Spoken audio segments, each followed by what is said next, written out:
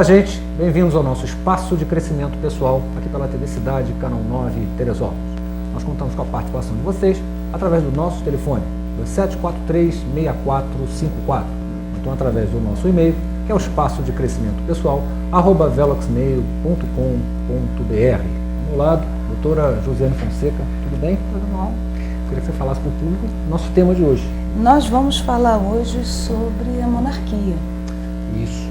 E o programa Espaço de Crescimento Pessoal tem a honra de receber em nossos estúdios Sua Alteza Imperial Real, o Príncipe Dom Antônio de Orleans e Bragança.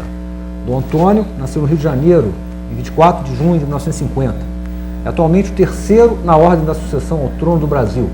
É católico, formado em Engenharia Civil pela Universidade de Barra do Piraí. É casado com a princesa Cristine, tem 4 filhos, Dom Pedro Luiz, Dona Amélia, Dom Rafael Antônio, Dona Maria Gabriela. Atualmente o príncipe reside com a sua família em Petrópolis. Tudo bem, Dom Antônio? Muito prazer que eu venho aqui ao programa, né?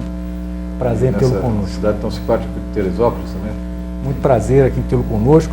Eu queria começar a nossa conversa, que o senhor expusesse o período da monarquia de Dom Pedro II, final do período, até a queda da monarquia, até a proclamação. É perfeito. Eu gostaria de começar um pouco combatendo a ideia que nós temos hoje no Brasil de um país emergente, um país para o futuro, um país de segundo e terceiro mundo. Né? O Brasil não é um país de terceiro mundo. Ele já foi, na época do Império, foi um país de primeiro mundo. Né? E continua, ele tem essa vocação de país de primeiro mundo. Um país riquíssimo, com um povo muito inteligente, um povo bom, crédulo, bom, que inclusive com boa índole, né? E muitas vezes acredita até demais pela boa índole. Né? Um povo muito criativo. Então nós estamos numa situação que não é ideal atualmente, nessa situação é bem ruim, né? O país nessa situação bem ruim, não é devido ao seu povo, é devido a uma situação política que vem desde a proclamação da República. Se nós formos estudar imparcialmente, nós vamos ver que na época da monarquia, na época principalmente do governo do Pedro II, né? Havia uma estabilidade, haviam políticos sérios, inclusive pela própria vigilância de Dom Pedro II, né? O imperador, que ele anotava, que ele fazia questão de acompanhar de perto, não só a política, como os políticos. Então, quando ele sabia de alguém que tenha tido atos ilícitos ou de casos de corrupção, ele já anotava o nome das pessoas que estavam nessa história, né? Que estavam nessa história, e essas pessoas estavam queimadas. Por exemplo, para nomear alguém no Senado, o parlamento apresentava uma lista tríplice, né? Então o imperador escolhia normalmente entre essas três pessoas indicadas. E em condições normais ele escolheria o primeiro que seria indicado pelo parlamento, né? Mas quando essa pessoa estava nesse caderninho preto, né? O fatídico caderno preto do imperador, ele já não escolheria, ele escolhia o segundo ou o terceiro, porque essa pessoa já no passado tinha cometido atos ilícitos, enfim, né? Então havia uma vigilância muito grande e os políticos com isso passavam a se preocupar com a real função deles, que é servir ao povo, né? E foi uma fase áurea. Nós tivemos termos econômicos, né? Desde os 25 anos de monarquia, os últimos 25 anos de monarquia, nós tivemos uma inflação de 1,65%, inflação média, né?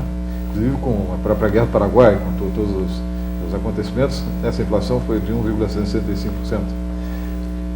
O país era um país muito respeitado e a própria moeda brasileira, é um país também que tinha uma credibilidade muito grande lá fora. Um exemplo é que nós tínhamos aquela família Rothschild, né, de banqueiros, né? Uhum. Que é famosa. Como dote para o casamento da filha, de uma das filhas, Rothschild, ele doou o título da dívida brasileira, né? Como dote à filha. Nossa, então mostra uma credibilidade. Uma credibilidade. O que me causa estranheza, porque na República não houve um movimento republicano popular contra um imperador, né, ditatorial. Exatamente. Foi uma coisa feita às escondidas. Aconteceu isso mesmo? Foi um golpe, tanto que quando fizeram um golpe da republicana, foi feito aquele golpe, né, com quem era o cabeça era o Marechal Floriano Peixoto, e quando o que fazer com a família. Uns queriam até eliminá-los, como foi feito na Rússia. né? Na Rússia. Né? Mas eles tinham medo da reação do povo. Então, com medo da reação do povo também, embarcaram a família imperial à noite, para que não houvesse, para que a população... Manifestação. Popular. E como até nas revistas, isso feito como a Veja, né, que teve há pouco tempo uma reportagem, diz que o povo assistiu estupefato, né? Bestializado. Bestializado, Tem até né? Exatamente. um texto no jornal. É verdade que a Marinha queria tomar, porque a Marinha no Brasil naquela época era uma Era das monarquista, primeiras, era a segunda marinha. monarquista e era a segunda marinha do mundo. Segunda marinha do mundo, exatamente. Né? Não, e a Marinha sempre foi, ela foi muito próxima, muito monarquista, e houve a revolta da Armada, né? Que queria que houvesse, que voltasse ao status do país, ao status de legitimidade, porque a proclamação da República, inclusive a própria carta, A primeira carta de proclamação. de proclamação, né? Eles declaram provisoriamente a República E esse Brasileira. provisório Exatamente, né? foi se estendendo. Então, né? e dizendo que seria submetido então a uma consulta popular, né, para extinguir a monarquia ou não, para que ela fosse aceita. Mas aí fizeram a cláusula pétrea também, né? E essa cláusula pétrea durou 99 anos. Então os monarquistas foram amordaçados durante 99 anos. Nem o Partido Comunista foi, né? Então, tão tempo. Eu queria que o senhor explicasse isso, pouquinho, porque quando a gente começa a falar, quando houve o plebiscito, quer dizer, a primeira coisa é que a República foi provisória e o plebiscito aconteceu mais de 100 anos depois, Exatamente. que deveria acontecer. Exato. E durante esses 100 anos tinha essa cláusula pétrea que Exato. obrigou aos monarquistas um silêncio forçado. Queria que o senhor explicasse isso, porque as pessoas não sabem Dessa violência. Exato. E aí perguntam, mas eles nunca Fizeram fizeram nada, não se expuseram, não se manifestaram. Então, eu queria deixar isso, que o senhor falasse Tem disso, vários, como é que é isso. A cláusula pétrea dizia, né, do artigo, eu não me lembro bem o número do artigo, né, mas da Carta número 1 da República, em que seriam proibidas todas as instituições que pusessem em risco a República, as instituições, todos os movimentos que pusessem em risco a instituição republicana. Então, isso é claramente a única, isso não existe todas, uma única instituição que é contra a República é a monarquia. Né? Então, era um artigo feito exatamente para calar os monarquistas e amordaçar os monarquistas. Então, durante todo esse tempo, até a Constituição de 88, né, quando foi feita aquela Constituinte que foi retirada a cláusula pétrea. A cláusula pétrea foi retirada somente Em na 88. Constituição de 1988. Exatamente. Né? Então foram de quase 100 anos. 1889 a 1988. Né? Praticamente 100 anos, né? Então os monarquistas estavam proibidos, inclusive de se reunirem. Né? Era crime, era proibido. Exatamente, crime. era proibido. Pela Era crime. Constituição. Pela Constituição. Pela Constituição, né? Era crime de traição à pátria. Né? Meu Deus. Então os monarquistas eles foram até heróicos, porque eles faziam reuniões entre eles. A ideia nunca morreu, porque isso sempre diz que em todo brasileiro, em todo republicano, há um fundo monarquista. Exatamente. E a ideia não morreu porque,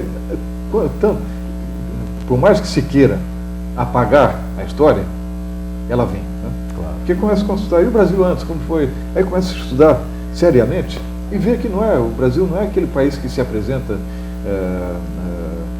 que tentaram, é uma história que tentaram apagar. Né? Não é um país que se apresenta na República, por exemplo, corrupto, país do terceiro mundo, enfim. Não, o Brasil tem uma história rica. E quando se estuda o passado, vê uma riqueza do passado. E o interessante é que não foi só Dom Pedro II. Começa desde a colonização até com Dom João VI. Existe uma continuidade. Né? Dom João VI veio para cá, não foi fuga de Napoleão, foi simplesmente uma retirada estratégica. Né? Ele trouxe toda a corte Trouxe para a cá, corte, veio reinar aqui no a Brasil. capital.